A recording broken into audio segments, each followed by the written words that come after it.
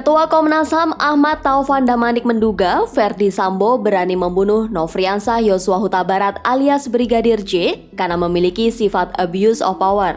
Damanik mengatakan Sambo lebih dari abuse of power karena dia sudah bisa memerintahkan yang bukan anak buahnya.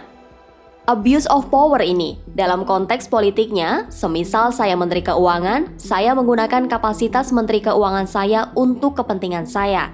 Dengan jabatan saya bisa melakukan hal yang seenak saya. Tapi kalau di Sambo, saya Menteri Keuangan. Tapi Menteri Keuangan yang bisa menggunakan kekuatan di kementerian-kementerian lain. Maka kalau dari itu sudah lebih dari abuse of power itu, kata Ketua Komnas HAM Ahmad Taufan Damanik di Gedung Komnas HAM Rabu 14 September. Damanik juga menjelaskan kehebatan sifat Sambo juga terlihat saat dia mampu mengutus staf ahli Kapolri yakni Fahmi Alamsyah. Hal ini dinilai kuasa milik Sambo sudah tidak main-main. Damanik juga menduga Verdi Sambo mempunyai masalah kejiwaan hingga melakukan pembunuhan kepada Brigadir J. Masalah kejiwaan yang dimaksud adalah adanya sifat superpower yang dimiliki Sambo karena mempunyai jabatan sebagai Kadif Propam Polri dan juga Ketua Satgasus Merah Putih.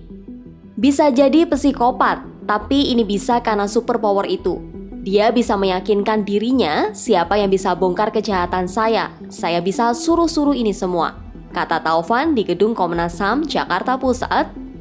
Masalah kejiwaannya ini membuat Sambo ingin membunuh langsung sang korban. Dugaan Taufan ini merujuk pada kedudukan Verdi Sambo yang semestinya dengan mudah bisa membunuh orang. Dengan jabatan yang dimilikinya, Sambo tentu bisa mengutus anak buahnya membunuh Yosua tanpa mengotori tangannya. Namun, Sambo justru diduga ingin membunuh Yosua secara langsung. Dugaan Damanik semakin kuat ditambah dengan kesaksiannya yang melihat Sambo cukup tenang menghadapi pembunuhan ini.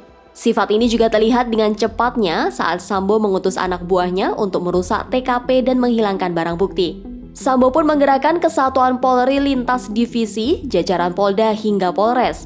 Saat itu, Sambo telah mampu mengerahkan sekitar 90 anggota kepolisian untuk melakukan obstruction of justice.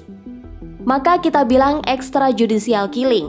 Maka kita bilang dengan kekuasaannya dia bisa membunuh orang dengan semena-mena. Karena dia yakin tidak ada orang yang bisa membongkar itu.